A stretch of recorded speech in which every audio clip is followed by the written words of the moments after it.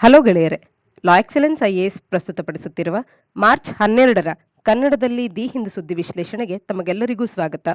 ಇಂದಿನ ಮೊದಲ article India Canada to reboot trade agreement talks ಅನ್ನುವಂಥದ್ದು. ಇದನ್ನ ಸಾಮಾನ್ಯ ಅಧ್ಯಯನ ಪತ್ರಿಕೆ 2 ಮತ್ತು ಪತ್ರಿಕೆ 3ರ ಅಡಿಯಲ್ಲಿನ ಭಾರತ ಮತ್ತು ತನ್ನ ನೆರೆಹೊರೆಯ ರಾಷ್ಟ್ರಗಳು ಹಾಗೆ ಬೈಲ್ಯಾಟ್ರಲ್ ಗ್ರೂಪಿಂಗ್ಸ್ ಅಂಡ್ ಅಗ್ರಿಮೆಂಟ್ಸ್ ಅನ್ನುವಂಥ ಪಠ್ಯಕ್ರಮದ ಅಡಿಯಲ್ಲಿ ಓದ್ಕೊಳ್ಬಹುದಾಗತ್ತೆ. ಯಾವುದೇ ಒಂದು ಕಂಟ್ರಿಯ ಬಗ್ಗೆ ಅಥವಾ ಒಂದು ಅಗ್ರಿಮೆಂಟ್ನ ಬಗ್ಗೆ, ಒಂದು ವಾಟರ್ ಬಾಡಿಯ ಬಗ್ಗೆ, ಇವೆಲ್ಲವುಗಳ ಬಗ್ಗೆ ಮಾತನಾಡುವಾಗ ಆ ಕಂಟ್ರಿ ಅಥವಾ ವಾಟರ್ ಬಾಡಿ ಅಥವಾ ಒಂದು ಟ್ರೇಡ್ ರೂಟ್ ಈ ರೀತಿಯ ಇವುಗಳ ಬಗ್ಗೆ ನಮಗೆ ಮ್ಯಾಪ್ ವರ್ಕ್ ಅನ್ನುವಂಥದ್ದು ನೆನಪಿರಬೇಕು. ಈ ಬಾರಿಗೆ ಉಕ್ರೇನ್ ಆಗಿರ್ಬೋದು, ರಷ್ಯಾ ಆಗಿರ್ಬೋದು, ಅದರ ಸುತ್ತಲಿನ ವಾಟರ್ ಬಾಡೀಸ್ಗಳಾಗಿರ್ಬೋದು, ಇವೆಲ್ಲವೂ ನಮಗೆ ಇಂಪಾರ್ಟೆನ್ಸ್ ಪಡ್ಕೊಳ್ಳುತ್ತೆ. ಕೆನಡಾದ ಸೌತ್ನಲ್ಲಿ ಅಷ್ಟೇ ಅಲ್ಲದೆ ಕೆನಡಾದ ನಾರ್ತ್ ವೆಸ್ಟರ್ನ್ ಭಾಗದಲ್ಲೂ ಕೂಡ ಯುಎಸ್ಸಿನ ಒಂದಷ್ಟು ಭಾಗಗಳನ್ನು ಕಾಣಬಹುದು ಅನ್ನುವಂಥದ್ದು ನಮಗೆ ತಿಳಿದಿರಬೇಕು. ಹಾಗೆ ಕೆನಡಾದ ಸುತ್ತ ಇರ್ತಕ್ಕಂಥ ವಾಟರ್ ಬಾಡೀಸ್ಗಳು ಯಾವುದು ಅನ್ನುವಂಥದ್ದು, ಯಾವ ಓಷನ್ನ ಬಾರ್ಡರ್ ಮಾಡಿದೆ ಕೆನಡಾ ಅನ್ನುವಂಥದ್ದಾಗಿರಬಹುದು, ಈ ರೀತಿ ನಮಗೆ ಅಂಶಗಳು ತಿಳಿದಿರಬೇಕಾಗತ್ತೆ. ಈ ರೀತಿ ಅಂಶಗಳನ್ನು ಯಾವುದೇ ಒಂದು ಕಂಟ್ರಿಯ ಬಗ್ಗೆ, ಒಂದು ಅಗ್ರಿಮೆಂಟ್ನ ಬಗ್ಗೆ, ಇವುಗಳ ಬಗ್ಗೆ ಮಾತನಾಡುವಾಗ ಅದರ ಒಂದು ಮ್ಯಾಪ್ ವರ್ಕನ್ನು ನಾವು ತಿಳ್ಕೊಳ್ಳುವಂಥದ್ದು ಒಳಿತಾಗುತ್ತೆ. ಸದ್ಯಕ್ಕೆ ಯಾಕೆ ನಾವು ಕೆನಡಾದೊಟ್ಟಿಗಿನ ಇದರ ಬಗ್ಗೆ ಮಾತನಾಡ್ತಿದ್ದೇವೆ ಅಂತ ಅಂದರೆ, ಭಾರತ ಮತ್ತು ಕೆನಡಾ ತನ್ನ 5ನೇ ಮಿನಿಸ್ಟ್ರಿಯಲ್ ಡೈಲಾಗ್ ಅನ್ನ ಟ್ರೇಡ್ ಅಂಡ್ ಇನ್ವೆಸ್ಟ್ಮೆಂಟ್ಗೆ ಕುರಿತಂತೆ ಮಾಡಿರ್ತಕ್ಕಂಥದ್ದು. ಇಲ್ಲಿ ಎರಡೂ ಕಡೆಯ ಮಿನಿಸ್ಟರ್ಸ್ಗಳು ಫಾರ್ಮಲಿ ರೀಲಾಂಚ್ ಮಾಡೋದಕ್ಕೆ ಯಾವುದರ ಕುರಿತಂತೆ ಅಂದರೆ CEPA, India Canada comprehensive economic partnership agreement, ಇದರ ಕುರಿತಾದಂಥ ಟಾಕ್ಸ್ಗಳನ್ನು, ನೆಗೋಷಿಯೇಷನ್ಸ್ಗಳನ್ನು ಮತ್ತೆ ರೀಲಾಂಚ್ ಮಾಡೋದ್ರ ಬಗ್ಗೆ ಮಾತನಾಡಿದ್ದಾರೆ. ಹಾಗಾಗಿ ಇಲ್ಲಿ ನಾವು ಇದರ ಬಗೆಗೆ ಹೆಚ್ಚಿನ ಮಾಹಿತಿಯನ್ನು ತಿಳ್ಕೊಳ್ತಾ ಹೋಗೋಣ. ಹಾಗೆಯೇ interim agreement R early progress trade agreement EPTA, ಇದನ್ನು ಕೂಡ ಕನ್ಸಿಡರ್ ಮಾಡೋದ್ರ ಬಗ್ಗೆ, ಹಾಗೆ ಅರ್ಲಿ ಪ್ರೋಗ್ರೆಸ್ ಟ್ರೇಡ್ ಅಗ್ರಿಮೆಂಟನ್ನು ಇದರ ಮುಖಾಂತರವಾಗಿ ಅರ್ಲಿ ಕಮರ್ಷಿಯಲ್ ಗೇನ್ಸ್ಗಳನ್ನು ಎರಡು ಕಂಟ್ರೀಸ್ಗಳಿಗೆ ತರೋದ್ರ ಬಗೆಗೆ ಕೂಡ ಇಲ್ಲಿ ಡಿಸ್ಕಷನ್ ಅನ್ನ ಮಾಡಲಾಗಿರ್ತಕ್ಕಂಥದ್ದು. ಈಗಾಗಲೇ 22ರ ಮಾರ್ಚ್ನಲ್ಲಿಯೇ ಭಾರತ ಮತ್ತು ಆಸ್ಟ್ರೇಲಿಯಾದ ನಡುವೆ ಇಂಟರಿಮ್ ಟ್ರೇಡ್ ಅಗ್ರಿಮೆಂಟ್ ಅನ್ನ ಕನ್ಕ್ಲೂಡ್ ಮಾಡೋದ್ರ ಬಗ್ಗೆ ಕೂಡ ಮಾತನಾಡಿರ್ತಕ್ಕಂಥದ್ದು. ಹಾಗೆ ಕಾಂಪ್ರಿಹೆನ್ಸಿವ್ ಎಕನಾಮಿಕ್ ಕೋಆಪರೇಷನ್ ಅಗ್ರಿಮೆಂಟ್ ಅನ್ನ 12ರಿಂದ 18 ತಿಂಗಳ ನಂತರದಲ್ಲಿ ಆ ಒಂದು ಅವಧಿಯಲ್ಲಿ ಮಾಡೋದ್ರ ಬಗ್ಗೆ ಕೂಡ ಭಾರತ ಮತ್ತು ಆಸ್ಟ್ರೇಲಿಯಾದ ನಡುವಿನ ಮಾತುಕತೆಗಳನ್ನು ನಾವು ಕಾಣಬಹುದಾಗುತ್ತೆ. ಇಲ್ಲಿ ಇಂಟರಿಮ್ ಟ್ರೇಡ್ ಅಗ್ರಿಮೆಂಟ್ನ ಬಗ್ಗೆ ತಿಳ್ಕೊಳ್ಳೋದಾದ್ರೆ, ಇಂಡಿಯಾ ಕೆನಡಾದ ಇಂಟರಿಮ್ ಟ್ರೇಡ್ ಅಗ್ರಿಮೆಂಟಿನ ವಿಚಾರದಲ್ಲಿ ನಾವು ಹೈ ಲೆವೆಲ್ ಕಮಿಟ್ಮೆಂಟ್ಸ್ಗಳನ್ನು, goods, services, rules of origin, sanitary, phyto sanitary ಮೆಜರ್ಸ್ಗಳು ಮತ್ತು ಟೆಕ್ನಿಕಲ್ ಬ್ಯಾರಿಯರ್ಸ್ಗಳೇನಿದೆ ಟ್ರೇಡ್ಗೆ ಅಂಡ್ ಡಿಸ್ಪ್ಯೂಟ್ ಸೆಟಲ್ಮೆಂಟ್ಗಳಾಗಿರಬಹುದು, ಇವೆಲ್ಲವುಗಳನ್ನು ಮ್ಯೂಚುಯಲಿ ಅಗ್ರಿ ಮಾಡಿಕೊಳ್ಳುವಂಥ ವಿಚಾರದಲ್ಲಿ ಡಿಸ್ಕಷನ್ ಅನ್ನು ಕಾಣಬಹುದಾಗಿದೆ. ಹಾಗೆ ಎರಡೂ ಸೈಡ್ ಕೂಡ ರೇರ್ ಅರ್ತ್ ಮಿನರಲ್ಸ್ಗಳಲ್ಲಿನ ವಿಚಾರದಲ್ಲಿ, ಹಾಗೆ ಫಾರ್ಮಕ್ಯೂಟಿಕಲ್ಸ್ ವಿಚಾರದಲ್ಲಿ, ಕ್ರಿಟಿಕಲ್ ಅಂಡ್ ರೇರ್ ಅರ್ತ್ ಮಿನರಲ್ಸ್ನ ವಿಚಾರದಲ್ಲಿ, tourism, urban infrastructure, renewable energy, mining ಇವುಗಳ ವಿಚಾರದಲ್ಲಿ ಕೋಆಪರೇಷನ್ ಅನ್ನು ಎಂಫಸೈಸ್ ಮಾಡೋದ್ರ ಬಗ್ಗೆ ಮಾತನಾಡಿರ್ತಕ್ಕಂಥದ್ದು. ಹಾಗೆ ಎರಡೂ ರಾಷ್ಟ್ರಗಳು ಕೂಡ Canada systems approach to pest risk management ಅಂತೇನು ಪಲ್ಸಸ್ನಲ್ಲಿ ಮತ್ತು ಮಾರ್ಕೆಟ್ ಆಕ್ಸೆಸ್ ಅನ್ನ ಇಂಡಿಯನ್ ಅಗ್ರಿಕಲ್ಚರಲ್ ಗೂಡ್ಸ್ಗಳಿಗೆ ನೀಡೋದ್ರ ಬಗೆಗೆ ಕುರಿತಂತೆ, sweet corn, baby corn, banana ಇವುಗಳಿಗೆ ಕುರಿತಂತೆ, ಭಾರತದ ಅಗ್ರಿಕಲ್ಚರಲ್ ಗೂಡ್ಸ್ಗಳಿಗೆ ಮಾರ್ಕೆಟ್ ಆಕ್ಸೆಸ್ ಅನ್ನ ನೀಡೋದು ಕುರಿತಂತೆ, ಮತ್ತು ಕೆನಡಾದ systems approach to pest risk management ಏನಿದೆ ಪಲ್ಸಸ್ಗಳ ವಿಚಾರದಲ್ಲಿ, ಇವುಗಳನ್ನು ರೆಕಗ್ನೈಸ್ ಮಾಡೋದು, ರೆಸ್ಪೆಕ್ಟ್ ಮಾಡೋದು ಮತ್ತು ಕೆಲವೊಂದು ರೂಲ್ಸ್ಗಳನ್ನು ಮತ್ತು ಇದರ ವಿಚಾರದಲ್ಲಿ ತಗೊಳ್ಳುವಂಥ ನಿರ್ಧಾರಗಳನ್ನು ಇಂಟೆನ್ಸಿಫೈ ಮಾಡುವಂಥದ್ದು, ಇವುಗಳ ಬಗೆಗೆ ಮಾತನಾಡಿರ್ತಕ್ಕಂಥದ್ದು. ಹಾಗೆಯೇ ಕೆನಡಾ ಅನ್ನುವಂಥದ್ದು ಎಕ್ಸ್ಪೆಡಿಷಿಯಸ್ ಆಗಿ ಕನ್ಫರ್ಮಿಟಿ ವೆರಿಫಿಕೇಶನ್ ಬಾಡಿ ಸ್ಟೇಟಸ್ ಅನ್ನ ಅಪೇಡಾಗೆ ನೀಡಬೇಕು ಅನ್ನುವಂಥ ಒಂದು ಭಾರತದ ಆರ್ಗ್ಯಾನಿಕ್ ಎಕ್ಸ್ಪೋರ್ಟ್ ಪ್ರಾಡಕ್ಟ್ಸ್ಗಳನ್ನು ಎಕ್ಸ್ಪೋರ್ಟ್ ಮಾಡುವಂಥ ಈ ಒಂದು ಸಂಸ್ಥೆ ಏನಿದೆ APEDA, agricultural and processed food products export developing authority, ಇದಕ್ಕೆ CVB status, conformity verification body status ಅನ್ನ ಕೆನಡಾ ಅನ್ನುವಂಥದ್ದು ಆದಷ್ಟು ಶೀಘ್ರದಲ್ಲಿ ನೀಡಬೇಕು ಅನ್ನೋದ್ರ ಬಗ್ಗೆ ಕೂಡ ಇಲ್ಲಿ ಡಿಸ್ಕಷನ್ ಅನ್ನ ಮಾಡಿರ್ತಕ್ಕಂಥದ್ದು. ಹಾಗೆ ಇಲ್ಲಿ ಎರಡು ಮಿನಿಸ್ಟರ್ಸ್ಗಳು ಕೂಡ ಅಕ್ನಾಲೆಡ್ಜ್ ಮಾಡಿದ್ದಾರೆ, ರೆಸಿಲಿಯಂಟ್ ಸಪ್ಲೈ ಚೈನ್ ಅನ್ನ ಎಸ್ಟಾಬ್ಲಿಷ್ ಮಾಡೋದಕ್ಕೆ ಸಾಕಷ್ಟು ಅನಿವಾರ್ಯತೆ ಮತ್ತು ಅದರ ಮಹತ್ವದ ಬಗ್ಗೆ ಇಲ್ಲಿ ಎರಡೂ ಮಿನಿಸ್ಟರ್ಸ್ಗಳು ಕೂಡ ಅಕ್ನಾಲೆಡ್ಜ್ ಮಾಡಿರ್ತಕ್ಕಂಥದ್ದು. ಇಂಟರಿಮ್ ಟ್ರೇಡ್ ಅಗ್ರಿಮೆಂಟ್ ಅಂದ್ರೆ ಏನು ಅನ್ನುವಂಥದ್ದನ್ನು ನಾವು ತಿಳ್ಕೊಳ್ಳೋದಾದ್ರೆ, ಇದೊಂದು ಅರ್ಲಿ ಹಾರ್ವೆಸ್ಟ್ ಟ್ರೇಡ್ ಅಗ್ರಿಮೆಂಟ್ ಆಗಿರುತ್ತೆ. ಇದರಿಂದಾಗಿ ಎರಡು ರಾಷ್ಟ್ರಗಳ ಕಡೆಗಿನ ಸರ್ಟೆನ್ ಗೂಡ್ಸ್ಗಳಿಗೆ ಸಂಬಂಧಿಸಿದಂತೆ ಟ್ರೇಡಿನ ಟ್ಯಾರಿಫ್ಸ್ಗಳನ್ನು ಲಿಬರಲೈಸ್ ಮಾಡೋದಕ್ಕೆ ನೆರವಾಗುತ್ತೆ. ಹಾಗೆಯೇ ಎರಡು ಕಂಟ್ರೀಸ್ಗಳ ನಡುವೆ ಕಾಂಪ್ರಿಹೆನ್ಸಿವ್ ಫ್ರೀ ಟ್ರೇಡ್ ಅಗ್ರಿಮೆಂಟ್ ಅನ್ನುವಂಥದ್ದು ಕನ್ಕ್ಲೂಡ್ ಆಗೋದಕ್ಕೆ ಮುಂಚೆ, ಎರಡು ಕಂಟ್ರಿ ಆಗಿರ್ಬೋದು ಅಥವಾ ಎರಡು ಟ್ರೇಡಿಂಗ್ ಬ್ಲಾಕ್ಸ್ಗಳ ನಡುವೆ ಕಾಂಪ್ರಿಹೆನ್ಸಿವ್ ಫ್ರೀ ಟ್ರೇಡ್ ಅಗ್ರಿಮೆಂಟ್ ಅನ್ನುವಂಥದ್ದು ಕನ್ಕ್ಲೂಡ್ ಆಗೋದಕ್ಕೆ ಮುಂಚೆ ಇಂಟರಿಮ್ ಟ್ರೇಡ್ ಅಗ್ರಿಮೆಂಟ್ ಅನ್ನು ನಾವು ಕಾಣಬಹುದಾಗುತ್ತೆ. ಇಲ್ಲಿ ಸರ್ಕಾರಗಳು ಇಂಟರಿಮ್ ಅಗ್ರಿಮೆಂಟ್ಸ್ಗಳ ಮುಖಾಂತರವಾಗಿ ಒಂದು ಡೀಲ್ ಅನ್ನ ಅಚೀವ್ ಮಾಡ್ತಾರೆ ಮಿನಿಮಮ್ ಕಮಿಟ್ಮೆಂಟ್ಸ್ ಗಳನ್ನ ಅಚೀವ್ ಮಾಡೋದ್ರ ಮುಖಾಂತರವಾಗಿ. ಮೊದಲಿಗೆ ಮಿನಿಮಮ್ ಕಮಿಟ್ಮೆಂಟ್ಸ್ ಗಳನ್ನ ಹಾಕೊಂತಾರೆ, ಕಂಟೆನ್ಷಿಯಸ್ ಇಶ್ಯೂಸ್ ಗಳನ್ನ ರೆಸಾಲ್ವ್ ಮಾಡ್ಕೊಳ್ತಾರೆ. ನಂತರದಲ್ಲಿ ಇದರಿಂದಾಗಿ ಕಾಂಪ್ರಹೆನ್ಸಿವ್ ಫ್ರೀ ಟ್ರೇಡ್ ಅಗ್ರಿಮೆಂಟ್ ನ ಒಂದು ಎಂಡ್ ಗೋಲ್ ಆಗಿ ಅದನ್ನ ಕೂಡ ನಾವು ಕಾಣಬಹುದಾಗುತ್ತೆ. ಇಲ್ಲಿನ ಸಮಸ್ಯೆ ಏನು ಅಂತ ಅಂದ್ರೆ ಅರ್ಲಿ ಹಾರ್ವೆಸ್ಟ್ ಅಗ್ರಿಮೆಂಟ್ಸ್ ಗಳನ್ನ ಮಾಡ್ಕೊಳ್ತಾರೆ. ಅಂತ ಅಗ್ರಿಮೆಂಟ್ಸ್ ಗಳನ್ನ ಲೋ ಹ್ಯಾಂಗಿಂಗ್ ಫ್ರೂಟ್ಸ್ ಗಳ ವಿಚಾರದಲ್ಲಿ ಪೊಟೆನ್ಶಿಯಲಿ ಅವುಗಳನ್ನೇ ಟಾರ್ಗೆಟ್ ಮಾಡಿ ಮಾಡುವಂಥದ್ದು. ಇದರಿಂದಾಗಿ ಈ ಅರ್ಲಿ ಹಾರ್ವೆಸ್ಟ್ ಅಗ್ರಿಮೆಂಟ್ಸ್ ಗಳು ನಂತರದಲ್ಲಿ ಫುಲ್ ಸ್ಕೇಲ್ FTAs ಆಗಿ ಗ್ರಾಜುಯೇಟ್ ಆಗೋದಿಲ್ಲ. ಇದರಿಂದಾಗಿ ಲೀಗಲ್ ಚಾಲೆಂಜಸ್ ಗಳನ್ನ ಎರಡು ಕಂಟ್ರೀಸ್ಗಳು ಅಥವಾ WTO ದ ಮೆಂಬರ್ ಕಂಟ್ರೀಸ್ಗಳು ಫೇಸ್ ಮಾಡಬೇಕಾಗಿ ಬರುತ್ತೆ. ಹಾಗೆ ಈ ರೀತಿಯ ಇಂಟ್ರಿಮ್ ಟ್ರೇಡ್ ಅಗ್ರಿಮೆಂಟ್ ಅನ್ನ ಮಾಡ್ಕೊಳ್ಳೋದ್ರ ಮುಖಾಂತರವಾಗಿ ಎರಡು ಕಂಟ್ರೀಸ್ಗಳು ಕೂಡ ಎಂಟೈರ್ ಆಗಿ ಒಂದು ಡೀಲ್ ಅನ್ನ ನೆಗೋಷಿಯೇಟ್ ಮಾಡೋದಕ್ಕೆ ನೆರವಾಗುತ್ತೆ. ಒಟ್ಟಾರೆ ಇಂಟರಿಮ್ ಟ್ರೇಡ್ ಅಗ್ರಿಮೆಂಟ್ಗೆ ತನ್ನದೇ ಆದಂತ ಬೆನಿಫಿಟ್ಸ್ ಗಳು ಇರುವಂತದ್ದು. ಸದ್ಯಕ್ಕೆ ಇದರ ಕುರಿತಾಗಿ ಇಲ್ಲಿ ಮಾತುಕತೆಗಳನ್ನ ನಾವು ಕಾಣಬಹುದಾಗಿದೆ. ಸಿಪಾ ಏನನ್ನ ತಿಳಿಸುತ್ತೆ ಅಥವಾ ಇಲ್ಲಿರ್ತಕ್ಕಂಥ ಪ್ರಪೋಸಲ್ಸ್ ಗಳೇನು, ಇವು ಮುಖ್ಯವಾದಂತಹ ಅಂಶಗಳೇನು ಅಂತ ಅಂದಾಗ ಇದು ಒಂದು ರೀತಿಯಾದಂಥ ಫ್ರೀ ಟ್ರೇಡ್ ಪ್ಯಾಕ್ಟ್ ಆಗಿರುತ್ತೆ. ಇದರ ಅಡಿಯಲ್ಲಿ ಟ್ರೇಡ್ ಇನ್ ಸರ್ವಿಸಸ್ ನ ವಿಚಾರದಲ್ಲಿ, ಇನ್ವೆಸ್ಟ್ಮೆಂಟ್ ನ ವಿಚಾರದಲ್ಲಿ, ಎಕನಾಮಿಕ್ ಪಾರ್ಟ್ನರ್ಶಿಪ್ ನ ಏರಿಯಾಸ್ಗಳಲ್ಲಿ ಅದರ ಕುರಿತಂತೆ ನೆಗೋಷಿಯೇಷನ್ಸ್ ಗಳನ್ನ ಕಾಣಬಹುದಾಗುತ್ತೆ. ಇದು ಟ್ರೇಡ್ ಫೆಸಿಲಿಟೇಷನ್ ಆಗಿರ್ಬೋದು, ಕಸ್ಟಮ್ ಕೋಆಪರೇಷನ್ ಆಗಿರ್ಬೋದು, ಕಾಂಪಿಟೇಷನ್, ಇಂಟೆಲೆಕ್ಚುಯಲ್ ಪ್ರಾಪರ್ಟಿ ರೈಟ್ಸ್ ಇವೆಲ್ಲವುಗಳ ವಿಚಾರದಲ್ಲೂ ಕೂಡ ನೆಗೋಷಿಯೇಷನ್ಸ್ ಗಳನ್ನ ನಾವು ಎಕ್ಸ್ಪೆಕ್ಟ್ ಮಾಡಬಹುದಾಗುತ್ತೆ ಇದರ ಅಡಿಯಲ್ಲಿ. ಪಾರ್ಟ್ನರ್ಶಿಪ್ ಅಗ್ರಿಮೆಂಟ್ ಅಥವಾ ಕೋಆಪರೇಷನ್ ಅಗ್ರಿಮೆಂಟ್ ಅನ್ನುವಂಥದ್ದು ಮೋರ್ ಕಾಂಪ್ರಹೆನ್ಸಿವ್ ಆಗಿರುತ್ತೆ ಫ್ರೀ ಟ್ರೇಡ್ ಅಗ್ರಿಮೆಂಟ್ಗೆ ಹೋಲಿಕೆ ಮಾಡಿದಾಗ. ಅಂದ್ರೆ ಫ್ರೀ ಟ್ರೇಡ್ ಅಗ್ರಿಮೆಂಟ್ಗಿಂತಲೂ ಕೂಡ ಹೆಚ್ಚಿನ ಕಾಂಪ್ರಹೆನ್ಸಿವ್ ಆಗಿ ಈ ರೀತಿಯ ಪಾರ್ಟ್ನರ್ಶಿಪ್ ಅಗ್ರಿಮೆಂಟ್ಸ್ಗಳು ಇರುತ್ತೆ ಅನ್ನುವಂಥದ್ದು ನಮಗೆ ತಿಳಿದಿರಬೇಕು. CEPA ಸಿಪಾ ಅನ್ನುವಂಥದ್ದು ರೆಗ್ಯುಲೇಟರಿ ಆಸ್ಪೆಕ್ಟ್ ಆಫ್ ಟ್ರೇಡ್ ಅನ್ನು ಕೂಡ ಇದು ಗಮನದಲ್ಲಿ ಇಟ್ಕೊಳ್ಳುತ್ತೆ. ಹಾಗೇನೆ ರೆಗ್ಯುಲೇಟರಿ ಇಶ್ಯೂಸ್ ಗಳನ್ನ ಕೂಡ ಈ ಒಂದು ಅಗ್ರಿಮೆಂಟ್ ಅನ್ನುವಂಥದ್ದು ಕವರ್ ಮಾಡುತ್ತೆ. ಹಾಗೆ ಇಂಡಿಯಾ ಅನ್ನುವಂಥದ್ದು ಸಿಪಾವನ್ನ ಸೌತ್ ಕೊರಿಯಾ, ಜಪಾನ್ನೊಟ್ಟಿಗೆ ಈಗಾಗಲೇ ಸಹಿ ಹಾಕಿದೆ ಅನ್ನುವಂಥದ್ದು ನಮಗೆ ತಿಳಿದಿರಬೇಕು. ಸಿಪಾವನ್ನ ಯಾವ ಕಂಟ್ರೀಸ್ಗಳೊಟ್ಟಿಗೆ ಭಾರತ ಸಹಿ ಹಾಕಿದೆ ಅಂದಾಗ ಜಪಾನ್, ಸೌತ್ ಕೊರಿಯಾದೊಟ್ಟಿಗೆ ಈಗಾಗಲೇ Bharat comprehensive economic partnership agreement ಅನ್ನ ಸಹಿ ಹಾಕಿರ್ತಕ್ಕಂಥದ್ದು ನಮಗೆ ತಿಳಿದಿರಬೇಕಾಗತ್ತೆ. ಭಾರತದ ಕರೆಂಟ್ ಟ್ರೇಡ್ ರಿಲೇಷನ್ ಏನು ಕೆನಡಾದೊಟ್ಟಿಗೆ ಅಂತ ಅಂದ್ರೆ ಭಾರತವು ಕೆನಡಾಕ್ಕೆ 11ನೇ ಲಾರ್ಜೆಸ್ಟ್ ಎಕ್ಸ್ಪೋರ್ಟ್ ಮಾರ್ಕೆಟ್ ಆಗಿರ್ತಕ್ಕಂಥದ್ದು. ಹಾಗೇನೆ 12th ಲಾರ್ಜೆಸ್ಟ್ ಟ್ರೇಡಿಂಗ್ ಪಾರ್ಟ್ನರ್ ಆಗಿದೆ ಓವರ್ ಆಲ್ ಆಗಿ ನಾವು ನೋಡಿದಾಗ. ಭಾರತ ಕೆನಡಾಕ್ಕೆ $2.9 ಬಿಲಿಯನ್ ನಷ್ಟು ಎಕ್ಸ್ಪೋರ್ಟ್ಸ್ ಗಳನ್ನ 2020-21ನೇ ಸಾಲಿನಲ್ಲಿ ಮಾಡಿರ್ತಕ್ಕಂಥದ್ದು. ಆದ್ರೆ 19-20ನೇ ಸಾಲಿಗೆ ನೋಡಿದಾಗ ಒಂದಷ್ಟು ಏರಿಕೆಯನ್ನ 2021ನೇ ಸಾಲಿನಲ್ಲಿ ಕಂಡಿದೆ. ಇನ್ನು ಇಂಪೋರ್ಟ್ಸ್ ಗಳ ವಿಚಾರಕ್ಕೆ ಬಂದಾಗ ನಾವು ಎಕ್ಸ್ಪೋರ್ಟ್ ಮಾಡೋದಕ್ಕಿಂತ ಒಂದಷ್ಟು ಕಡಿಮೆ ಇಂಪೋರ್ಟ್ಸ್ ಗಳನ್ನ 20-21ನೇ ಸಾಲಿನಲ್ಲಿ ಭಾರತ ಮಾಡ್ಕೊಂಡಿದೆ. ಆದ್ರೆ 19-20ರ ಸಾಲಿಗೆ ನೋಡ್ಕೊಂಡಾಗ ನಮ್ಮ ಇಂಪೋರ್ಟ್ಸ್ ಗಳು ಕಡಿಮೆ ಆಗಿದೆ ಕೆನಡಾಗಿಂತ. ಕೆನಡಾದ ಕಮರ್ಷಿಯಲ್ ಪ್ರಯಾರಿಟೀಸ್ ಗಳೇನು ಭಾರತದಲ್ಲಿ ಅಂತ ಅಂದ್ರೆ ಇದು ಇಂಡಿಯಾದ ಪಾಲಿಸಿ ಅಬ್ಜೆಕ್ಟಿವ್ಸ್ ಗಳನ್ನ ಟಾರ್ಗೆಟ್ ಮಾಡುತ್ತೆ. ಕೆನಡಾ ಅನ್ನುವಂಥದ್ದು ಕಂಪ್ಯಾರಿಟಿವ್ ಅಡ್ವಾಂಟೇಜ್ ಅನ್ನ ಇಲ್ಲಿ ಪಡ್ಕೊಳ್ತಾ ಇರುತ್ತೆ. ಅವರ ಪ್ರಯಾರಿಟೀಸ್ ಗಳಲ್ಲಿ ಮುಖ್ಯವಾಗಿ ಇಂಡಿಯಾದ ಎನರ್ಜಿ ಸೆಕ್ಯೂರಿಟಿಯ ಆಂಬಿಷನ್ಸ್ ಗಳನ್ನ ಸಪೋರ್ಟ್ ಮಾಡ್ಕೊಳ್ತಾ increased export of conventional and nuclear ಎನರ್ಜಿಯನ್ನ ಕ್ಲೀನ್ ಅಂಡ್ ರಿನ್ಯೂಯಬಲ್ ಎನರ್ಜಿ ಟೆಕ್ನಾಲಜಿಯಾಗಿ ಅವುಗಳನ್ನ ಕೂಡ ಎಕ್ಸ್ಪೋರ್ಟ್ ಮಾಡೋದ್ರ ಬಗ್ಗೆ ಕೆನಡಾದ ಪ್ರಯಾರಿಟಿಯನ್ನು ನಾವು ಕಾಣಬಹುದಾಗತ್ತೆ. ಅಂದ್ರೆ ಕೆನಡಾದ ಕಮರ್ಷಿಯಲ್ ಪ್ರಯಾರಿಟೀಸ್ಗಳು ಭಾರತದಲ್ಲಿ ಏನು ಅಂತ ಅಂದ್ರೆ ಇವೆಲ್ಲವುಗಳನ್ನ ಕಾಣಬಹುದು. ಹಾಗೆ ಇಂಡಿಯಾಕ್ಕೆ ತನ್ನ substantial urban and transportation infrastructure ಅನ್ನ ಮೀಟ್ ಮಾಡೋದಕ್ಕೆ ಕೂಡ ಕೆನಡಾ ನೆರವಾಗುತ್ತೆ. ಹಾಗೆ ಎಜುಕೇಶನ್ ಅಂಡ್ ಸ್ಕಿಲ್ ಟ್ರೈನಿಂಗಿಗೆ ಕೂಡ ಗ್ರೇಟರ್ ಕೊಲಾಬರೇಷನ್ ಅನ್ನ ಎರಡು ರಾಷ್ಟ್ರಗಳ educational and technical skill institutions ಗಳ ನಡುವೆ ನಾವು ಕಾಣಬಹುದು. ಕಮರ್ಷಿಯಲ್ ರಿಸರ್ಚ್ ಅಂಡ್ ಡೆವಲಪ್ಮೆಂಟ್ ನ ವಿಚಾರದಲ್ಲಿ ಕೂಡ ಎರಡು ರಾಷ್ಟ್ರಗಳು IT ಸೆಕ್ಟರ್ ನಲ್ಲೂ ಕೂಡ ಎರಡು ರಾಷ್ಟ್ರಗಳು ಒಟ್ಟಿಗೆ ಕಾರ್ಯ ಮಾಡುವಂಥದ್ದು. ಹಾಗೆ ಫುಡ್ ಪ್ರಾಡಕ್ಟ್ಸ್ ಗಳು ಮತ್ತು ಫರ್ಟಿಲೈಸರ್ಸ್ ಗಳ ವಿಚಾರದಲ್ಲಿ ಇನ್ಕ್ರೀಸ್ಡ್ ಎಕ್ಸ್ಪೋರ್ಟ್ಸ್ ಗಳನ್ನ ನಾವು ಕಾಣಬಹುದಾಗುತ್ತೆ. ಈ ಮುಖಾಂತರವಾಗಿ ಇಂಡಿಯಾದ ಫುಡ್ ಸೆಕ್ಯೂರಿಟಿ ನೀಡ್ಸ್ ಗಳನ್ನ ಕೂಡ ಸಪೋರ್ಟ್ ಮಾಡುತ್ತೆ ಕೆನಡಾ ಅನ್ನುವಂಥದ್ದು. ಮುಂದಿನ article balancing inflation growth key ಅಂತ ಹೇಳಿ ಫಿನಾನ್ಸ್ ಮಿನಿಸ್ಟರ್ ಅವರು ತಿಳಿಸ್ತಾ ಇರ್ತಕ್ಕಂಥದ್ದು. ಭಾರತದಲ್ಲಿನ ಹಣದುಬ್ಬರವನ್ನ ನಾವು ನಿಯಂತ್ರಣ ಮಾಡುವಂಥದ್ದು ಭಾರತದ ಬೆಳವಣಿಗೆಗೆ ಇರ್ತಕ್ಕಂಥ ಒಂದು ಮೂಲವಾದಂಥ ಅಂಶ ಅಂತ ಹೇಳಿ ಭಾರತದ ಆರ್ಥಿಕ ಸಚಿವರು ತಿಳಿಸ್ತಾ ಇರ್ತಕ್ಕಂಥದ್ದು. ಇದನ್ನ ನಾವು ಸಾಮಾನ್ಯ ಅಧ್ಯಯನ ಪತ್ರಿಕೆ 3ರ ಅಡಿಯಲ್ಲಿನ ಎಕಾನಮಿ ಸಬ್ಜೆಕ್ಟ್ ನಲ್ಲಿ ಓದ್ಕೊಳ್ಬಹುದಾಗತ್ತೆ. ಇಲ್ಲಿ ಇನ್ಫ್ಲೇಷನ್ ಅನ್ನ ಇವತ್ತು ಕಂಟ್ರೋಲ್ ಮಾಡಲೇಬೇಕಾದಂತ ಪರಿಸ್ಥಿತಿ. ಯಾಕೆ ಅಂತ ಅಂದ್ರೆ ಉಕ್ರೇನ್ ಮತ್ತು ರಷ್ಯಾದ ವಾರ್ನಿಂದಾಗಿ ಆಯಿಲಿನ ಪ್ರೈಸ್ ಅನ್ನುವಂಥದ್ದು ಹೆಚ್ಚಾಗುವಂತ ಎಲ್ಲ ಸೂಚನೆಗಳು, ಪರಿಣಾಮಗಳು ಇವತ್ತಿದೆ. ಆಯಿಲ್ ಪ್ರೈಸ್ ಅನ್ನುವಂಥದ್ದು ಈಗಾಗಲೇ ಹೈಕ್ ಆಗ್ತಿದೆ.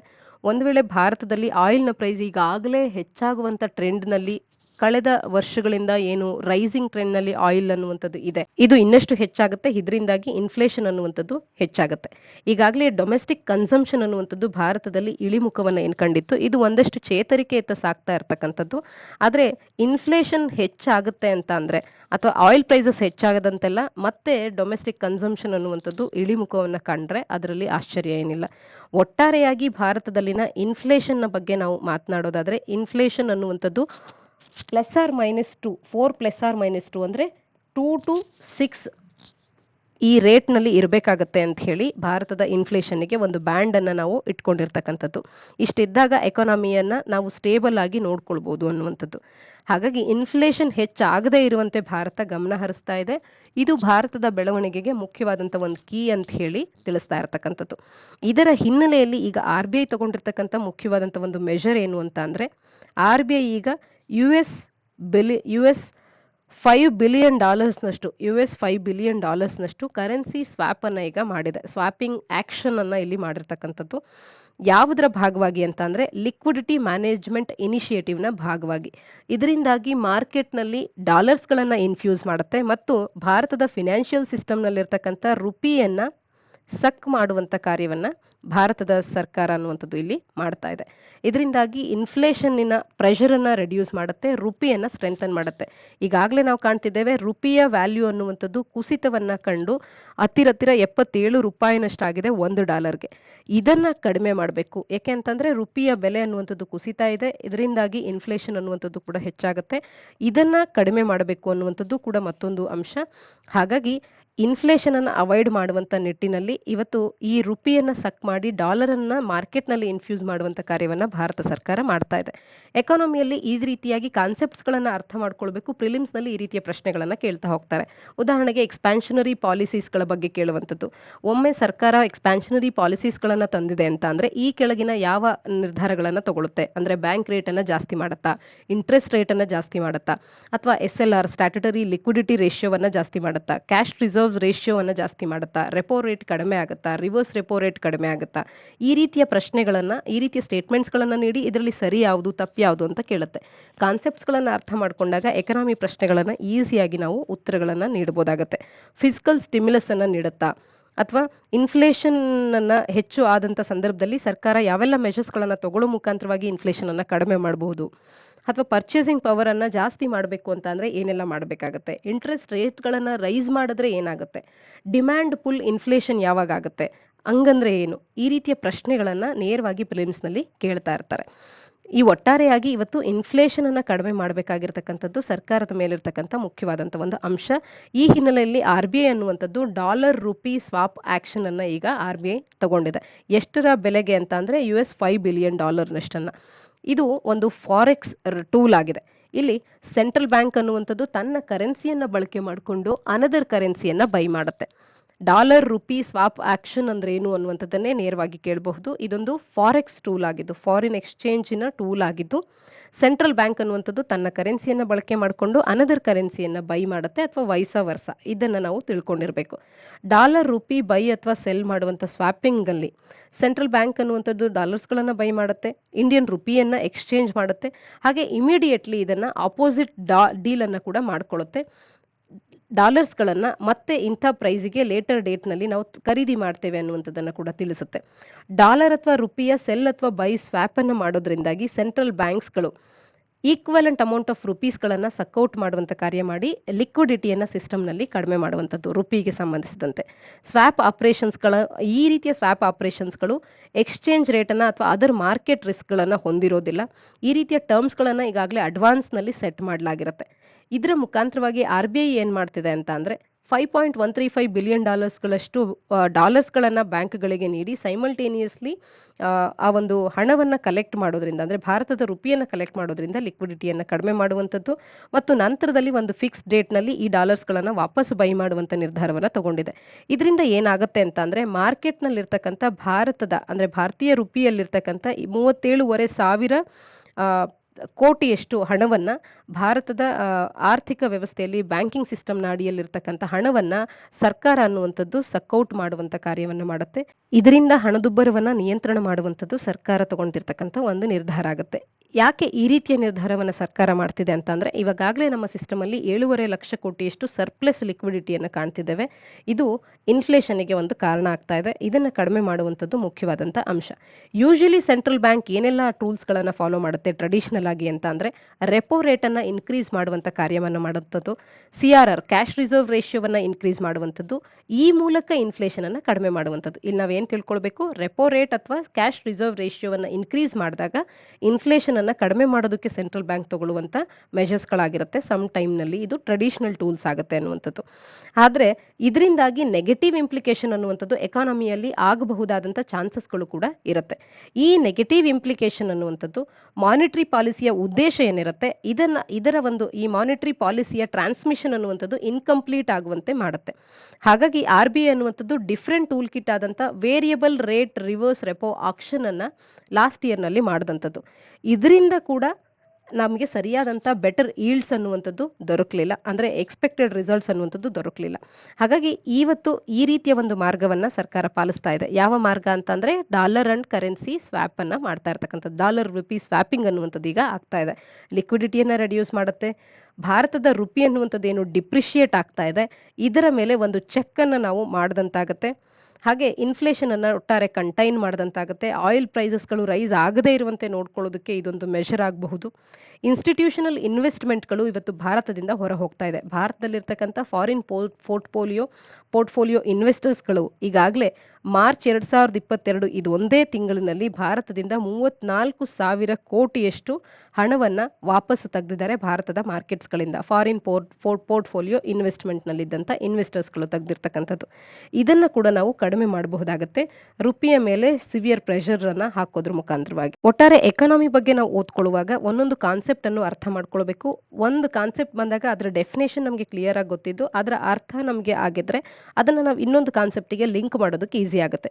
ಈ ರೀತಿ ನೇರವಾಗಿ ಪ್ರಶ್ನೆಯನ್ನು ಕೇಳಿಕೊಂಡು ಎಕಾನಮಿಯಲ್ಲಿ ಕೇಳ್ತಾ ಹೋಗುವಂಥದ್ದು ಏನು ಅಂತಂದರೆ ಐದರ್ ಫ್ಯಾಕ್ಚುಯಲ್ ಬೇಸಿಸ್ ಆಗಿ ಎಕನಾಮಿಕ್ ಸರ್ವೆ ತಿಳಿಸುವಂಥ ಅಥವಾ IMF ತಿಳಿಸುವಂಥ ವರ್ಲ್ಡ್ ಬ್ಯಾಂಕ್ ತಿಳಿಸುವಂಥ ಡೇಟಾವನ್ನು ಕುರಿತಂತೆ ನೇರವಾಗೂ ಕೂಡ ಕೆಲವೊಂದು ಪ್ರಶ್ನೆಗಳು ಬರಬಹುದು, ಅಥವಾ ಭಾರತದ ಒಂದು ಮ್ಯಾಕ್ರೋ ಎಕನಾಮಿಕ್ ಪಾಲಿಸಿಗೆ ಸಂಬಂಧಿಸಿದಂತೆ ಯಾವ ರೀತಿಯ ಒಂದು ಟ್ರೆಂಡನ್ನು ಕಾಣ್ತಿದ್ದೇವೆ ಅನ್ನುವಂಥ ಟ್ರೆಂಡ್ ತಿಳಿದಿರಬೇಕು. ಯಾವ ಸೆಕ್ಟರ್ನಲ್ಲಿ ಹೆಚ್ಚಿನ ಗ್ರೋತ್ ಆಗ್ತಾ ಇದೆ, ಯಾವ ಸೆಕ್ಟರ್ನಲ್ಲಿ ಅತಿ ಕಡಿಮೆ ಗ್ರೋತ್ ಆಗ್ತಾ ಇದೆ, ಅಥವಾ ಎಲ್ಲಿಂದ ನಮಗೆ ಹೆಚ್ಚಿನ ಟ್ಯಾಕ್ಸ್ ಬೆನಿಫಿಟ್ಸ್ ಅನ್ನುವಂಥದ್ದು ಬರ್ತಾ ಇದೆ, ಅಥವಾ ನಮ್ಮ ಒಟ್ಟಾರೆ ರೆವಿನ್ಯೂಸ್ಗಳು ಕಲೆಕ್ಟ್ ಆಗ್ತಿರೋದ್ರಲ್ಲಿ ಹೆಚ್ಚಿನ ಪಾಲು ಎಲ್ಲಿಂದ ಬರ್ತಿದೆ, ಕಡಿಮೆ ಪಾಲು ಎಲ್ಲಿಂದ ಬರ್ತಿದೆ, ಯಾವುದರಿಂದ ಯಾವುದಕ್ಕೆ descending ascending ಆರ್ಡರ್ಸ್ಗಳು ಏನಾಗಿರಬಹುದು, inflation, deflation, stagflation ಈ ರೀತಿಯ ಟರ್ಮ್ಸ್ಗಳ ಸರಿಯಾದ ಅರ್ಥ ಆಗಿರಬಹುದು, GDP, GNP ಅಥವಾ ಇವುಗಳು ಪರ್ಚೇಸಿಂಗ್ ಪವರ್ ಪ್ಯಾರಿಟಿ ಇವುಗಳಲ್ಲಿ ಯಾವುದು ಹೆಚ್ಚು ಯಾವುದು ಕಡಿಮೆ ಅನ್ನುವಂಥದ್ದು, ಅಥವಾ ಒಂದಕ್ಕೊಂದಕ್ಕಿನ ಸಂಬಂಧಗಳಾಗಿರಬಹುದು, ಇವೆಲ್ಲವರ ಬಗ್ಗೆ ನಮಗೆ ಕ್ಲಾರಿಟಿ ಇರಬೇಕು.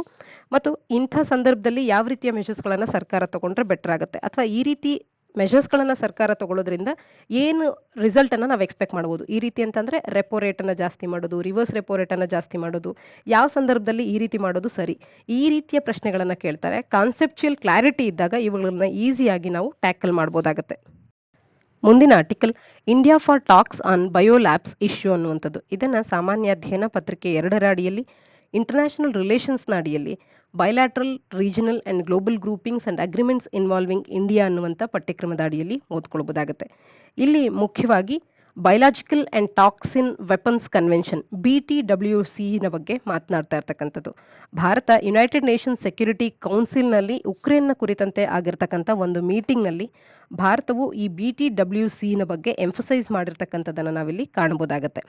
ಈ ಮೀಟಿಂಗ್ ಅನ್ನುವಂಥದ್ದು ರಷ್ಯಾದ ರಿಕ್ವೆಸ್ಟ್ನ ಮೇಲೆ ಜರುಗಿದ್ದು, US ಅನ್ನುವಂಥದ್ದು ಏನು ಬಯೋ ವೆಪನ್ ಮ್ಯಾನುಫ್ಯಾಕ್ಚರ್ನಲ್ಲಿ ವಾರ್ ಆನ್ ಉಕ್ರೇನ್ನಲ್ಲಿ ಬಯೋ ವೆಪನ್ ಮ್ಯಾನುಫ್ಯಾಕ್ಚರ್ನಲ್ಲಿ ಇನ್ವಾಲ್ವ್ ಆಗಿದೆ ಅಂತ ಹೇಳಿ ಇಲ್ಲಿ ರಷ್ಯಾ ತಿಳಿಸ್ತಾ ಇದೆ. ವಾಷಿಂಗ್ಟನ್ ಅನ್ನುವಂಥದ್ದು ಈ ಒಂದು ಕ್ಲೈಮನ್ನು ಸ್ಟ್ರಾಂಗ್ ಆಗಿ ಡಿಸ್ಮಿಸ್ ಮಾಡಿರ್ತಕ್ಕಂಥದ್ದು. ಇದರ ಹಿನ್ನೆಲೆಯಲ್ಲಿ BTWC ಬಗ್ಗೆ ಈ ಒಂದು ಕನ್ವೆನ್ಷನ್ನ ಬಗ್ಗೆ ನಾವು ಮಾಹಿತಿಯನ್ನು ಡೀಟೇಲ್ ಆಗಿ ತಿಳ್ಕೊಳ್ಳುವಂಥದ್ರ ಅವಶ್ಯಕತೆ ಇದೆ. Biological and toxic weapons convention ಅನ್ನುವಂಥದ್ದು ಮೊದಲ ಮಲ್ಟಿಲ್ಯಾಟ್ರಲ್ ಟ್ರೀಟಿ ಆಗಿದೆ. ಕ್ಯಾಟಗಾರಿಕಲಿ ಇದು ಕ್ಲಾಸ್ ಆಫ್ ವೆಪನ್ ಅನ್ನು ಬ್ಯಾನ್ ಮಾಡಿದ ನಂತರದಲ್ಲಿರುವಂಥ ಒಂದು ಟ್ರೀಟಿ ಆಗಿರ್ತಕ್ಕಂಥದ್ದು. ಈ ಟ್ರೀಟಿ ಅನ್ನುವಂಥದ್ದು 1975ರಲ್ಲಿ ಜಾರಿಗೆ ಬಂತು. ಇದು ಪ್ರೊಡಕ್ಷನ್ ಆಗಿರ್ಬೋದು, ಡೆವಲಪ್ಮೆಂಟ್ ಆಗಿರ್ಬೋದು, ಅಕ್ವಿಸಿಷನ್ ಆಗಿರ್ಬೋದು, ಟ್ರಾನ್ಸ್ಫರ್ ಆಗಿರ್ಬೋದು, ಸ್ಟಾಕ್ ಪೈಲಿಂಗ್ ಆಗಿರ್ಬೋದು, ಇವ್ಯಾವುದನ್ನು ಕೂಡ ಬಯೋಲಾಜಿಕಲ್ ವೆಪನ್ಸ್ಗೆ ಕುರಿದಂತೆ ಮಾಡಬಾರ್ದು ಅಂತ ಹೇಳಿ ಪ್ರಾಹಿಬಿಟ್ ಮಾಡುವಂತ ಇಂಪಾರ್ಟೆಂಟ್ ಟ್ರೀಟಿ 75ರಲ್ಲಿ ಇದು ಜಾರಿಗೆ ಬಂದಂಥದ್ದು. ಈ ರೀತಿಯ ಒಂದು ವೆಪನ್ ಅನ್ನುವಂಥದ್ದನ್ನ ಮಲ್ಟಿಲ್ಯಾಟ್ರಲ್ ಟ್ರೀಟಿ ಆಗಿ ಮೊದಲ ಬಾರಿಗೆ ಇದರ ಕುರಿತಂತೆ ಯಾಕೆ ತಂದ್ರು ಅಂತ ಅಂದ್ರೆ ಇದನ್ನ ಕಂಪ್ಲೀಟ್ ಆಗಿ ಬ್ಯಾನ್ ಮಾಡಬೇಕು, ಇದನ್ನ ಒಂದು ವೆಪನ್ನಿನ ಫಾರ್ಮ್ ಅಂತ ಇಟ್ಕೊಳ್ಳೇಬಾರ್ದು ಅನ್ನುವಂಥದ್ದು ಇದರ ಉದ್ದೇಶ ಆಗಿತ್ತು. ಯಾಕೆಂದ್ರೆ ಅಂಥ ನೆಗೆಟಿವ್ ಇಂಪ್ಲಿಕೇಶನ್ಸ್ ಗಳನ್ನ ಇದು ಹೊಂದಿರುತ್ತೆ. 183 ಕಂಟ್ರೀಸ್ಗಳು ಈ ಒಂದು ಟ್ರೀಟಿಯ ಪಾರ್ಟೀಸ್ಗಳಾಗಿರುವಂಥದ್ದನ್ನ ಕಾಣಬಹುದು. ಈ ಟ್ರೀಟಿಯ ಒಂದು ಆಬ್ಲಿಗೇಷನ್ಸ್ಗಳೇನು ಅಂತ ಅಂದ್ರೆ ಡೆವಲಪ್ಮೆಂಟ್ ಮಾಡುವಂತಿಲ್ಲ, ಸ್ಟಾಕ್ ಪೈಲ್ ಮಾಡುವಂತಿಲ್ಲ, ಪ್ರೊಡಕ್ಷನ್ ಆಗಿರ್ಬೋದು, ಟ್ರಾನ್ಸ್ಫರ್ ಆಗಿರ್ಬೋದು, ಇವ್ಯಾವುಗಳನ್ನು ಕೂಡ ಬಯೋಲಾಜಿಕಲ್ ಏಜೆಂಟ್ಸ್ಗಳ ವಿಚಾರದಲ್ಲಿ, ಟಾಕ್ಸಿನ್ಸ್ಗಳ ವಿಚಾರದಲ್ಲಿ, ಬಯೋ ವೆಪನ್ಸ್ಗಳ ವಿಚಾರದಲ್ಲಿ ಮಾಡುವಂತಿಲ್ಲ. Types and quantities of toxins ಆಗಿರ್ಬೋದು, ಬಯೋಲಾಜಿಕಲ್ ಏಜೆಂಟ್ಸ್ ಆಗಿರ್ಬೋದು, ಇವ್ಯಾವನ್ನು ಕೂಡ ಮಾಡುವಂತಿಲ್ಲ. ಪ್ರೊಟೆಕ್ಟಿವ್ ಆಗಿರಬಹುದು ಅಥವಾ ಪೀಸ್ಫುಲ್ ಯೂಸ್ಗೆ ಆಗಿರಬಹುದು, ಇವುಗಳನ್ನ ಇಟ್ಕೊಳ್ಳುವಂತಿಲ್ಲ, ಸ್ಟಾಕ್ ಪೈಲ್ ಮಾಡುವಂತಿಲ್ಲ, ಪ್ರೊಡಕ್ಷನ್ ಮಾಡುವಂತಿಲ್ಲ ಅನ್ನುವಂಥದ್ದು. ಈ ಟ್ರೀಟಿ ಅನ್ನುವಂಥದ್ದು ವೆಪನ್ಸ್ಗಳನ್ನು ಕೂಡ ಬ್ಯಾನ್ ಮಾಡುತ್ತೆ, ಎಕ್ವಿಪ್ಮೆಂಟ್ ಅನ್ನ, ಡೆಲಿವರಿ ಸಿಸ್ಟಮ್ ಆಗಿರ್ಬೋದು, ಇವ್ಯಾವುದನ್ನು ಕೂಡ ಬ್ಯಾನ್ ಮಾಡುವಂಥದ್ದು. ಹಾಗೇನೆ ಇದು ಮುಖ್ಯವಾಗಿ ಏನ್ ತಿಳಿಸುತ್ತೆ ಅಂತ ಅಂದ್ರೆ ಈ ಟ್ರೀಟಿಗೆ ಎಂಟರ್ ಆದಂತ 9 ತಿಂಗಳಿನ ನಂತರದಲ್ಲಿ ಈ ಟ್ರೀಟಿ ಅನ್ನುವಂಥದ್ದು ಇನ್ ಫೋರ್ಸ್ಗೆ ಬರುತ್ತೆ. ಇದರ ಸ್ಟಾಕ್ ಪೈಲ್ಸ್ಗಳನ್ನ ಕಂಪ್ಲೀಟ್ ಆಗಿ ಡಿಸ್ಟ್ರಾಯ್ ಮಾಡಬೇಕಾಗತ್ತೆ. ಅವುಗಳನ್ನ ಪೀಸ್ಫುಲ್ ಯೂಸಿಗೂ ಕೂಡ ಡೈವರ್ಟ್ ಮಾಡಬಾರ್ದು ಅನ್ನುವಂಥದ್ದು. ಈ ಕನ್ವೆನ್ಷನ್ ಅನ್ನುವಂಥದ್ದು ಸ್ಟಿಪ್ಯುಲೇಟ್ ಮಾಡುತ್ತೆ ಇದರ ಪಾರ್ಟೀಸ್ಗಳು ಬೈಲ್ಯಾಟ್ರಲ್ ಆಗಿ ಕೋಆಪರೇಟ್ ಮಾಡಬೇಕು, ಮಲ್ಟಿಲ್ಯಾಟ್ರಲಿ ಕಂಪ್ಲೇಂಟ್ಸ್ ಇಶ್ಯೂಸ್ಗಳನ್ನ ಸಾಲ್ವ್ ಮಾಡಬೇಕು ಅನ್ನುವಂಥದ್ದು. ಹಾಗೇನೆ ಕಂಪ್ಲೇಂಟ್ಸ್ಗಳನ್ನ UNSCRಗೆ ಸಬ್ಮಿಟ್ ಮಾಡಬೇಕಾಗತ್ತೆ ಇವುಗಳ ವಿಚಾರದಲ್ಲಿ ಇದ್ದಿದ್ದೇ ಆದ್ರೆ. ಮತ್ತೆ ಯಾವುದೇ ಪಾರ್ಟಿಯೂ ಕೂಡ ಇವುಗಳನ್ನ ವೈಲೇಟ್ ಮಾಡಬಾರ್ದು. ವೈಲೇಟ್ ಮಾಡಿದಂಥ ವಿಚಾರದಲ್ಲಿ ಯುನೈಟೆಡ್ ನೇಷನ್ ಸೆಕ್ಯೂರಿಟಿ ಕೌನ್ಸಿಲಿನ UNSCRಗೆ ಇದನ್ನ ಕಂಪ್ಲೇಂಟ್ ಅನ್ನ ರೈಸ್ ಮಾಡಬೇಕು ಅನ್ನುವಂಥದ್ದು. ಆದ್ರೆ ಈ ಟ್ರೀಟಿಯೊಟ್ಟಿಗೆ ಇರುವಂತ ಇಶ್ಯೂಸ್ಗಳೇನು ಅಂತ ಅಂದ್ರೆ ಈ ಟ್ರೀಟಿಯನ್ನ ಇಂಪ್ಲಿಮೆಂಟ್ ಮಾಡೋದಕ್ಕೆ ನೋ ಇಂಪ್ಲಿಮೆಂಟೇಷನ್ ಬಾಡಿಯನ್ನ ಇವತ್ತಿನವರೆಗೂ ಕೂಡ ನಾವು ಹೊಂದಿಲ್ಲ. ಇಂಪ್ಲಿಮೆಂಟೇಷನ್ ಬಾಡಿ ಅನ್ನುವಂಥದ್ದು ಇಲ್ಲದೆ ಇರತಕ್ಕಂಥದ್ದು. ಹಾಗಾಗಿ ಇದರ ಒಂದು ಬ್ಲಾಟೆಂಟ್ ವೈಲೇಷನ್ಸ್ಗಳನ್ನ ನಾವು ಈ ಹಿಂದೆ ಕಂಡಿರ್ತಕ್ಕಂಥದ್ದು. ಓನ್ಲಿ ರಿವ್ಯೂ ಕಾನ್ಫರೆನ್ಸ್ ಅನ್ನ ಎವ್ರಿ 5 ಇಯರ್ಸ್ಗೆ ಮಾತ್ರವೇ ಹೊಂದಿರತಕ್ಕಂಥದ್ದು ಇದರ ಒಂದು ಮೇಜರ್ ಇಂಪ್ಯಾಕ್ಟ್ ಅಥವಾ ನೆಗೆಟಿವ್ ಅಂತ ಹೇಳಿ ನಾವು ಗುರುತಿಸಬಹುದು. ಇನ್ನು ಈ BTWCನ ಸಿಗ್ನೆಟರೀಸ್ ಬಗ್ಗೆ ಮಾತನಾಡೋದಾದ್ರೆ 183 ಸ್ಟೇಟ್ ಪಾರ್ಟೀಸ್ಗಳನ್ನ ಕಾಣಬಹುದು. ಪ್ಯಾಲೆಸ್ಟೈನ್ ಕೂಡ ಇದಕ್ಕೊಂದು ಪಾರ್ಟಿ ಆಗಿದೆ. 4 ಸಿಗ್ನೆಟರೀಸ್ಗಳಾದಂಥ ಈಜಿಪ್ಟ್, ಹೈತಿ, ಸೊಮಾಲಿಯಾ, ಸಿರಿಯಾ ಇವುಗಳನ್ನು ಕೂಡ ಒಳಗೊಂಡಿದೆ. 10 ಸ್ಟೇಟ್ಸ್ಗಳು ನೈದರ್ ಇದನ್ನ ಸಹಿ ಹಾಕಿರ್ತಕ್ಕಂಥದ್ದು, ನಾರ್ ಇದನ್ನ ರಾಟಿಫೈ ಮಾಡಿರ್ತಕ್ಕಂಥದ್ದು ಯಾವುದು ಅಂತ ಅಂದ್ರೆ Chad, Comoros, Djibouti, Eritrea, Israel, Kiribati, Micronesia, Namibia, South Sudan and Tuvalu ಅನ್ನುವಂಥದ್ದು. ಇವುಗಳು ಇದುವರೆಗೂ ಇದನ್ನ ಸೈನ್ ಕೂಡ ಮಾಡಿಲ್ಲ, ರಾಟಿಫೈ ಕೂಡ ಮಾಡಿಲ್ಲ. ಹಾಗಾಗಿ ಯಾವುದೇ ಒಂದು ಸ್ಟೇಟ್ಮೆಂಟ್ ಇನ್ ಜನರಲ್ ಆಗಿದ್ದು BTWC ಈ ಒಂದು ಕನ್ವೆನ್ಷನ್ ಅನ್ನ ಪ್ರತಿಯೊಂದು ರಾಷ್ಟ್ರವೂ ಸಹಿ ಹಾಕಿದೆ ಅಥವಾ ಎಲ್ಲ ರಾಷ್ಟ್ರವೂ ಸಹಿ ಹಾಕಿದೆ ಅಂದಾಗ ತಪ್ಪಾಗುತ್ತೆ. ಕರೆಂಟ್ಲಿ 183 ಸ್ಟೇಟ್ ಪಾರ್ಟೀಸ್ಗಳನ್ನ ಇದು ಹೊಂದಿದೆ ಅನ್ನುವಂಥದ್ದು ನಮಗೆ ತಿಳಿದಿರಲಿ. ಮುಂದಿನ article Iran nuclear talks paused ಅಂತ ಹೇಳಿ ಬೋರೆಲ್ ಅವರು ಇಲ್ಲಿ ತಿಳಿಸ್ತಾ ಇರುವಂಥದ್ದು. ಇದನ್ನ ಸಾಮಾನ್ಯ ಅಧ್ಯಯನ ಪತ್ರಿಕೆ 2ರ ಅಡಿಯಲ್ಲಿ effects of policies of developed Nations ಅನ್ನುವಂಥ ಪಠ್ಯಕ್ರಮದ ಅಡಿಯಲ್ಲಿ ಓದ್ಕೊಳ್ಬಹುದಾಗತ್ತೆ. ಯುರೋಪಿಯನ್ ಯೂನಿಯನ್ನಿನ ಫಾರಿನ್ ಪಾಲಿಸಿ ಚೀಫ್ ಆಗಿರತಕ್ಕಂಥ ಬೋರೆಲ್ ಅವರು ಇದನ್ನು ತಿಳಿಸ್ತಾ ಇದ್ದಾರೆ. ಒಂದು ಪಾಸ್ ಅನ್ನ ಈಗ ಆನ್ಗೋಯಿಂಗ್ ಟಾಕ್ಸ್ ಏನಿದೆ ಇರಾನಿನ ನ್ಯೂಕ್ಲಿಯರ್ ಡೀಲ್ನ ಬಗೆಗೆ, ಇದಕ್ಕೆ ಒಂದು ಪಾಸ್ ಅನ್ನ ಸದ್ಯಕ್ಕೆ ಇಡಲಾಗಿದೆ ಅನ್ನುವಂಥದ್ದು. ವರ್ಲ್ಡ್ ಪವರ್ಸ್ಗಳು ಮತ್ತು ಎಕ್ಸ್ಟರ್ನಲ್ ಫ್ಯಾಕ್ಟರ್ಸ್ಗಳೇನಿದೆ ಇವುಗಳು ಈ ಡಿಲೇಗೆ ಕಾರಣ ಆಗ್ತಿದೆ ಅನ್ನುವಂಥದ್ದಕ್ಕೆ ಒಂದು ಪಾಸ್ ಅನ್ನ ಇಲ್ಲಿ ಇಡಲಾಗ್ತಾ ಇದೆ.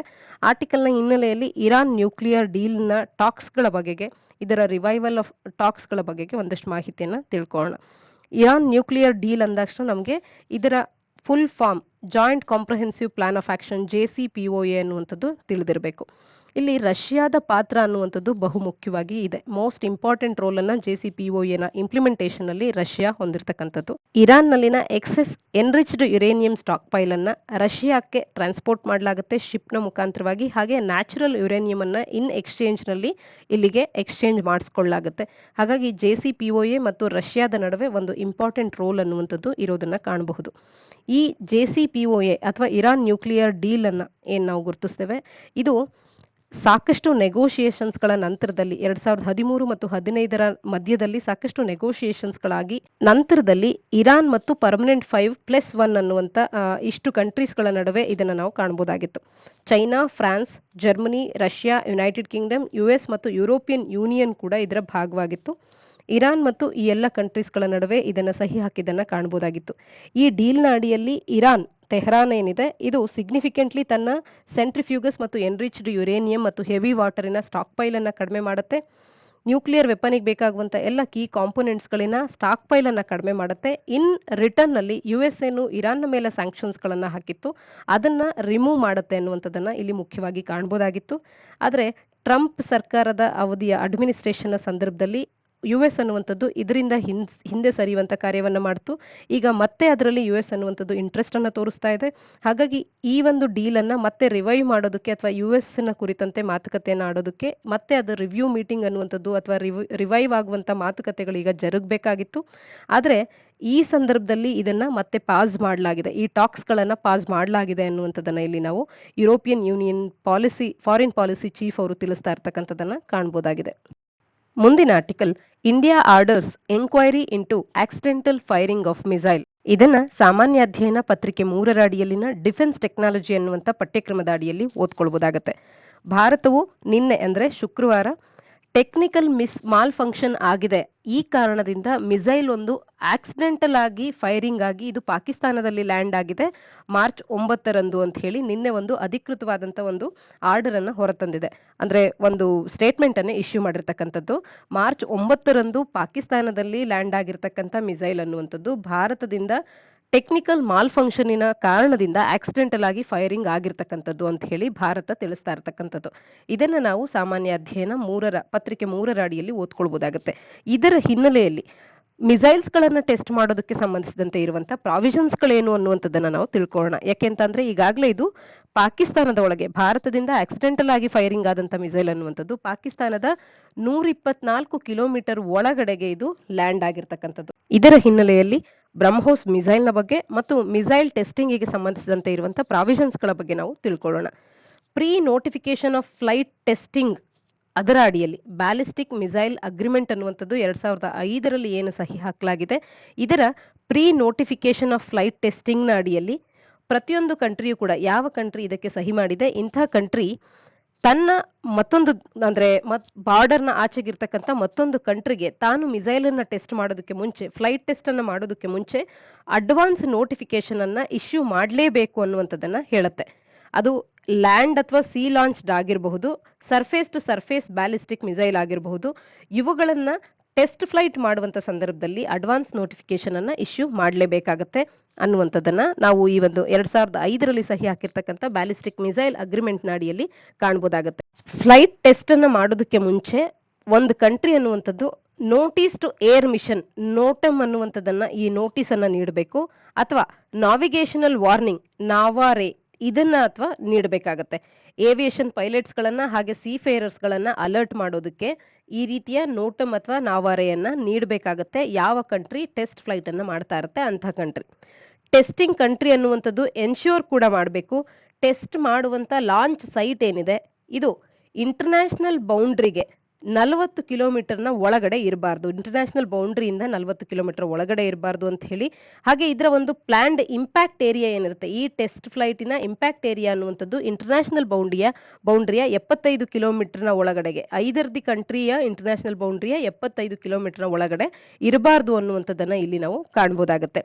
ಹಾಗೇನೆ ಪ್ಲಾನ್ಡ್ ಟ್ರೆಜೆಕ್ಟ್ರಿ ಅನ್ನುವಂಥದ್ದು ಇಂಟರ್ನ್ಯಾಷನಲ್ ಬೌಂಡ್ರಿಯಿಂದ ನಾವು ನೋಡಿದಾಗ ಹಾರಿಸಾಂಟಲ್ ಡಿಸ್ಟೆನ್ಸ್ ಅನ್ನ 40 ಕಿಲೋಮೀಟರ್ನಷ್ಟಾದ್ರೂ ಕೂಡ ಬಾರ್ಡರ್ನಿಂದ ಇದು ಮೇಂಟೈನ್ ಮಾಡಿರ್ಲೇಬೇಕು ಅನ್ನುವಂಥದ್ದನ್ನ ಈ ಅಗ್ರಿಮೆಂಟ್ ಅಡಿಯಲ್ಲಿ ನಾವು ಕಾಣ್ಬೋದಾಗತ್ತೆ.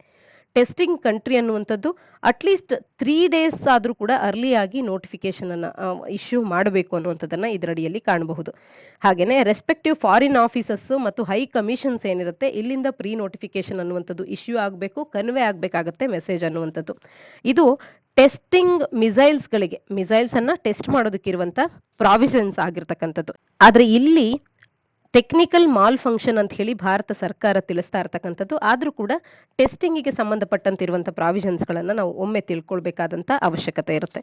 ಈ ರೀತಿ ಮಿಸೈಲ್ಸ್ಗೆ ಸಂಬಂಧಿಸಿದಂತೆ ಯಾವ ರೀತಿಯಾಗಿ ಪ್ರಶ್ನೆಗಳನ್ನ ಕೇಳಲಾಗಿದೆ ಈ ಹಿಂದೆ ಅಂತ ಅಂದಾಗ 2008ರಲ್ಲಿ in the context of Indian defence what is Dhruv ಅನ್ನುವಂತ ಒಂದು ಪ್ರಶ್ನೆಯನ್ನ ಕೇಳಿದ್ರು.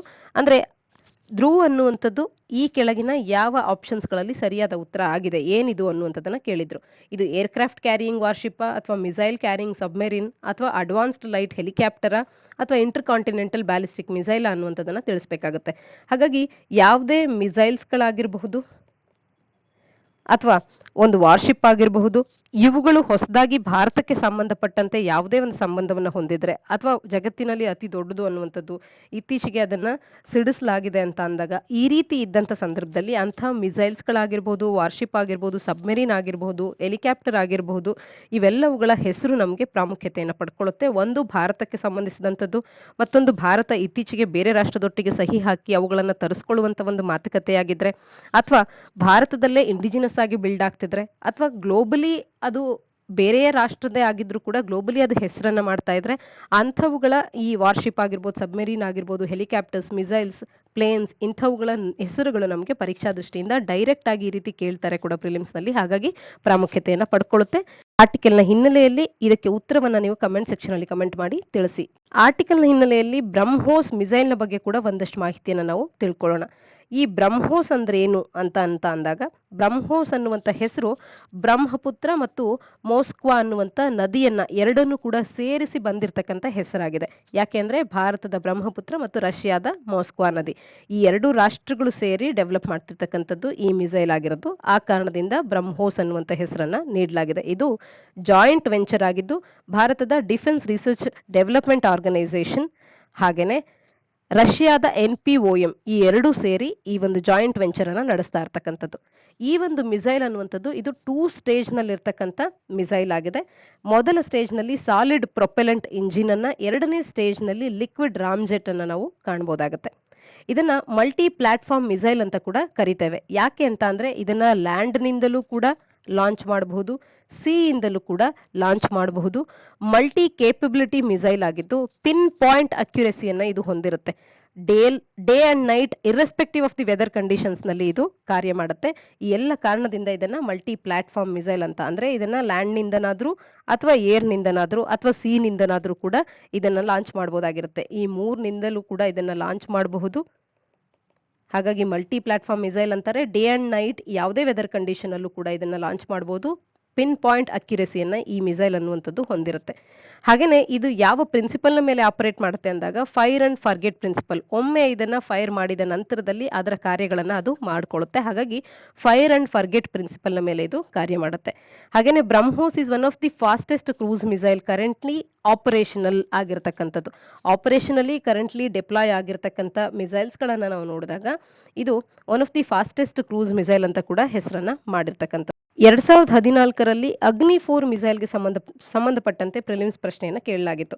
ಇದು ಯಾವ ರೀತಿಯ ಮಿಸೈಲ್ ಅನ್ನುವಂಥದ್ದು, ಒಂದು ಮಿಸೈಲ್ನ ಬಗ್ಗೆ ಅಧ್ಯಯನ ಮಾಡುವಾಗ ಇದು ಸರ್ಫೇಸ್ ಟು ಸರ್ಫೇಸಾ, ಸರ್ಫೇಸ್ ಟು ಏರಾ, ಏರ್ ಟು ಸರ್ಫೇಸಾ, ಈ ರೀತಿ ಮಿಸೈಲ್ನ ಬಗ್ಗೆ ನಮಗೆ ಎಲ್ಲಿಂದ ಎಲ್ಲಿಗೆ ಅನ್ನುವಂಥದ್ದು ಮೊದಲಿಗೆ ತಿಳಿದಿರಬೇಕು. ಮತ್ತು ಅದರಲ್ಲಿರ್ತಕ್ಕಂಥ ಹಂತಗಳು ಯಾವುದು, ಎಷ್ಟು ಹಂತಗಳು, ಯಾವ ರೀತಿಯ ಒಂದು ಸ್ಟೇಜಸ್ಗಳನ್ನು ಇದು ಹೊಂದಿರುತ್ತೆ ಅನ್ನುವಂಥದ್ದು, ಮತ್ತು ಎಷ್ಟು ಕೆಪಾಸಿಟಿಯನ್ನ ಹೊಂದುತ್ತೆ, ಎಷ್ಟು ಸ್ಪೀಡನ್ನು ಹೊಂದಿದೆ, ಯಾವ ರಾಷ್ಟ್ರ ಇದನ್ನು ತಯಾರು ಮಾಡುತ್ತೆ, ಇದನ್ನ ಭಾರತದಲ್ಲಿ ತಯಾರು ಮಾಡೋದಾದ್ರೆ ಯಾರು ಡೆವಲಪ್ ಮಾಡ್ತಾರೆ, ಈ ರೀತಿಯ ಅಂಶಗಳು ನಮಗೆ ಸ್ಪಷ್ಟವಾಗಿ ತಿಳಿದಿರಬೇಕು. ಅದರ ಹೆಸರುಗಳು ಕೂಡ ನಮಗೆ ತಿಳಿದಿರಬೇಕಾಗತ್ತೆ. ಯಾಕೆಂದ್ರೆ ಪ್ರಿಲಿಮ್ಸ್ ಪಾಯಿಂಟ್ ಆಫ್ ವ್ಯೂ ನಲ್ಲಿ ಇಂಪಾರ್ಟೆಂಟ್ ಆಗುವಂತ ಅಂಶ ಆಗುತ್ತೆ. ಇದಿಷ್ಟು ಇಂದಿನ ಸುದ್ದಿ ವಿಶ್ಲೇಷಣೆಯಾಗಿದೆ. ತಪ್ಪದೆ ನಮ್ಮ ಪ್ರಶ್ನೆಗೆ ಕಮೆಂಟ್ ಸೆಕ್ಷನ್ ಅಲ್ಲಿ ಉತ್ತರಗಳನ್ನು ನೀಡಿ. ನಾಳಿನ ಸುದ್ದಿ ವಿಶ್ಲೇಷಣೆಯೊಂದಿಗೆ ಮತ್ತೆ ಸಿಗೋಣ. ಧನ್ಯವಾದ.